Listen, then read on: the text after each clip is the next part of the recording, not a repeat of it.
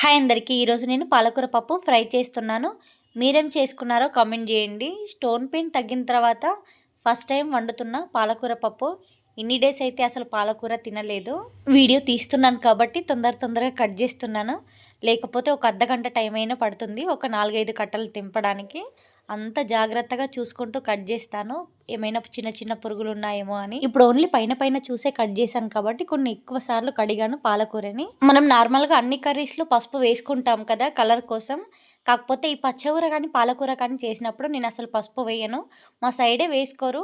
నేను నిజామాబాద్లో ఈ కర్రీ చేసినప్పుడు కలరే లేదేంటి, మొత్తం వైట్ కలర్లో ఉంది ఏంటి అని అడిగారు. కర్రీ ఈ విధంగా వైట్ కలర్లో కనిపించడం వలన తినాలని కూడా అనిపించదంట. కాకపోతే ఒకసారి ఈ విధంగా ట్రై చేయండి. చాలా వరకు కర్రీ చేసిన వాళ్ళని చూసాను కూడా పసుపు టమాటా వేసి చేస్తారు.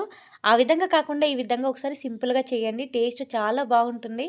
వీడియో నచ్చితే ఒక లైక్ చేసి ఛానల్ని సబ్స్క్రైబ్ చేయండి.